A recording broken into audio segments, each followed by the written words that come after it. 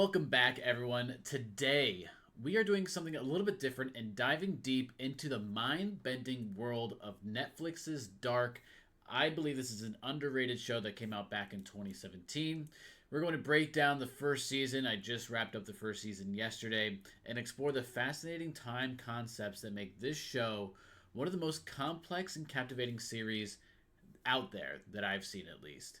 So, if you're ready to have your mind twisted, let's get started. Now that's a good movie. I swear to God, if you go higher than a 6, we're done.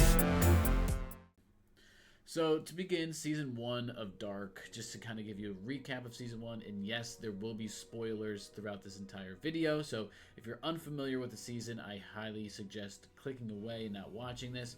But if you want to know a little bit more about Dark, maybe you want to get a kind of idea of what's going on in season 1, then watch this recap and let me know what you think for yourself of what you think about Dark season 1. So the first season kicks off in a small German town known as Winden, and a series of child disappearances begin to unravel a much larger mystery here. First, a teenage boy named Erik vanishes in 2019, but things take an even stranger turn when Mikkel Nielsen, the youngest of the Nielsen family, also goes missing after exploring the town's mysterious caves.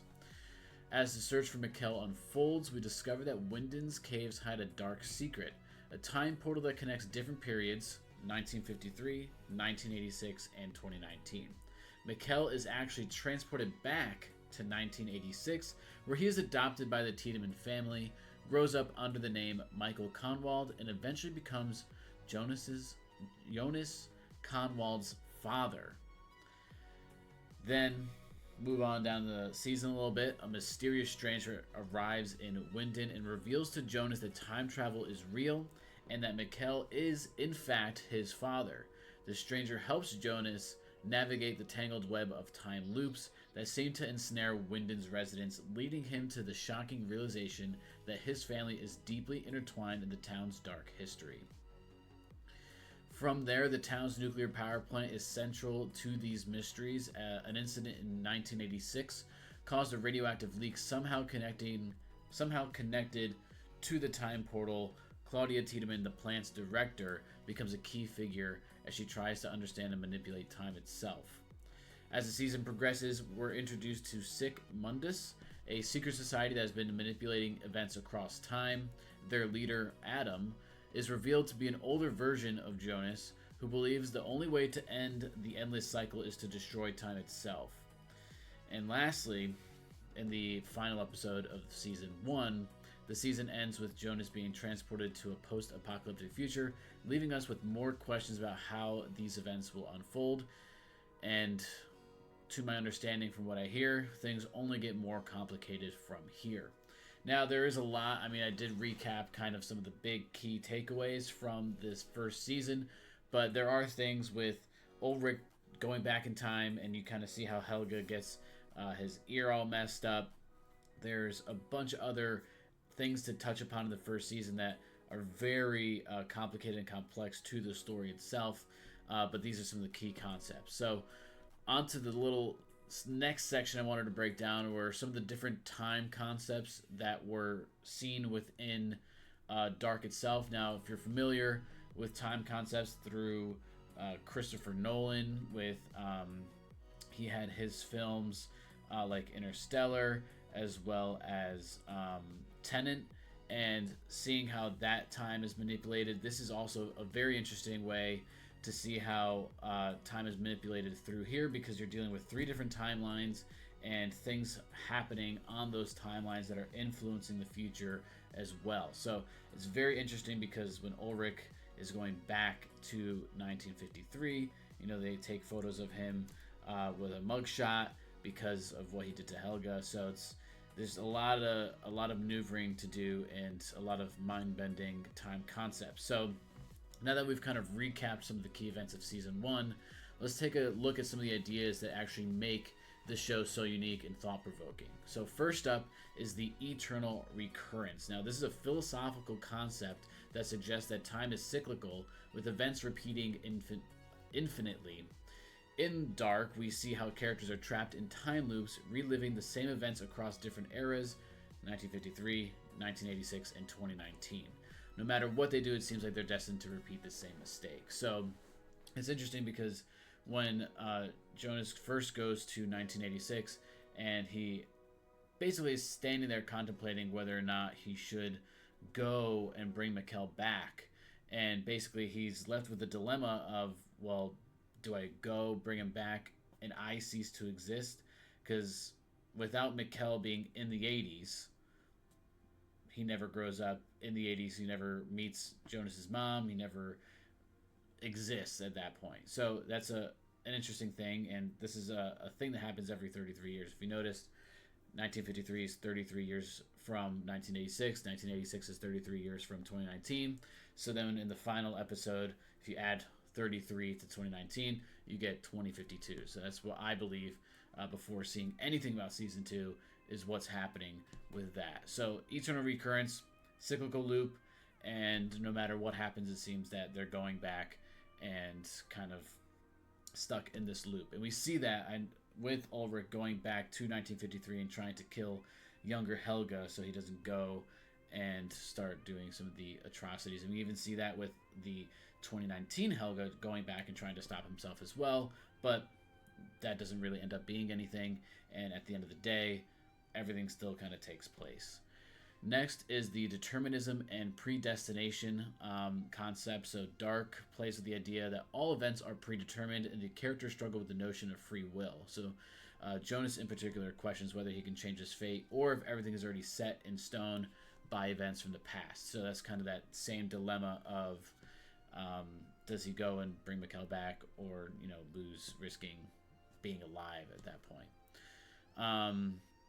For concept 3 of the bootstrap paradox, which is another key concept introduced in season 1, this paradox occurs when an object or information is sent back in time and becomes the cause of something that eventually leads to the original object or information being sent back. So in Dark, this is seen with the time machine and the book A Journey Through Time, which exists in a loop with no clear origin. So the time machine we saw back in 1953, we saw the older version of Claudia going and bringing that blueprint over to the timekeeper.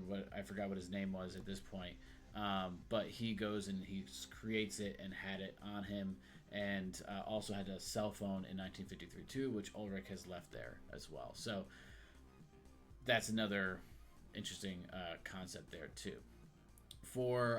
We have concept 4, which is wormholes and time travel, which is pretty much central to the entire plot of Dark. So the wormhole in Winden's caves connects the 3 eras, 53, 86, and 2019, and allows the characters to travel between these periods. And this physical connection through the caves is the mechanism by which the show's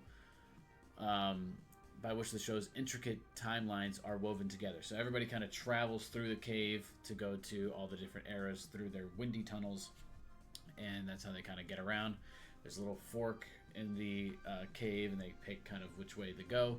If you've seen it, you see the right goes to 1986 and the left goes to 1953. And then lastly, we have the causality and the butterfly effect. So in Dark, small actions or changes in one's timeline have significant consequences in another. And this concept is subtly introduced in season 1 as we see how the events in the past ripple through to affect the future. So that's kind of Mikkel's disappearance and the impact on Jonas. And then we'll kind of maybe see some further effects of Jonas going to the future, and maybe that's what has to happen in order for him to be able to travel back in time. And then he goes and, that's kind of how we see this loop kind of progressing. But overall, this is kind of a quick overview. It kind of sheds some light on the concept. So there you have it, a breakdown of season 1 of Dark and the mind-bending time concepts that drive the story.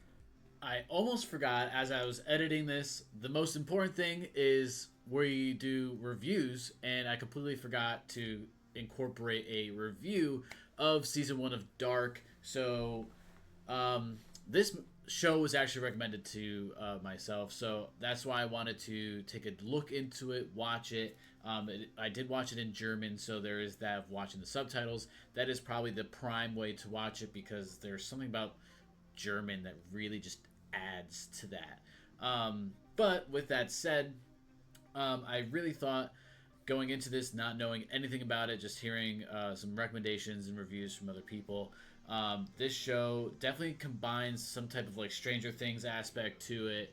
There is time manipulation, time travel, wormholes, concepts that you hear about, like Nietzsche and all these like biblical concepts, things like that. So it's very fascinating from that standpoint to see this show and how they dive into that. I think for Netflix wise, if we're talking complexity and things like that, this is a very well casted, well thought out, very deep, complex script, the story, everything about it. And that's why I said it's pretty underrated. Now, this came out in 2017, and for the most part, I mean, when I was doing stuff in 2017, but I was watching TV.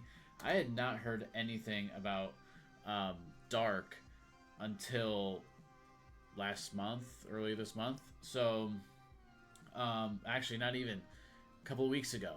And totally under the radar. So I haven't heard about it when it came out in 2017. It has an 8.7 out of 10 on IMDb, 40% of those being 10 out of 10 reviews.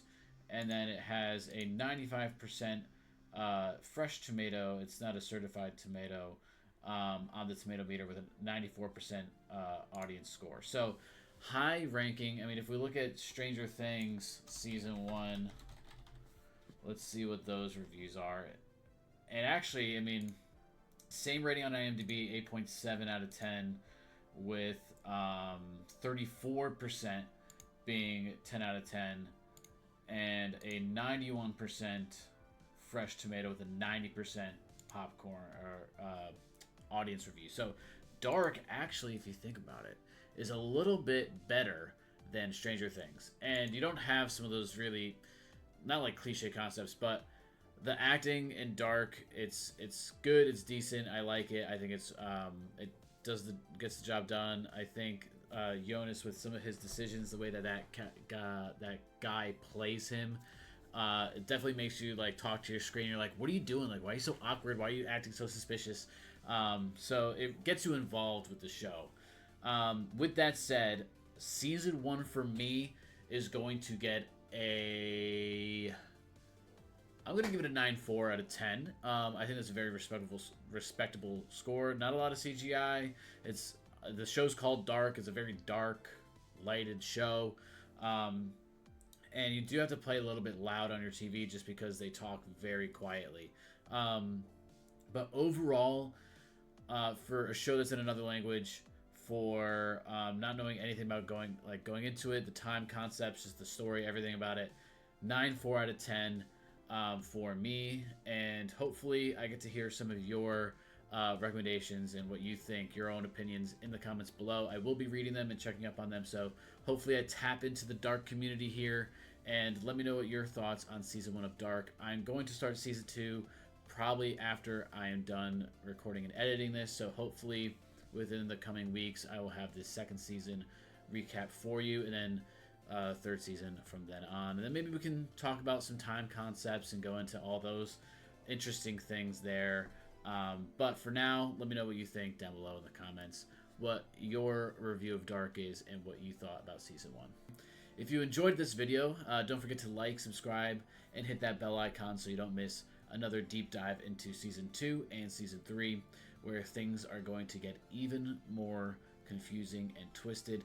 Thanks for watching, and remember, the end is the beginning, and the beginning is the end.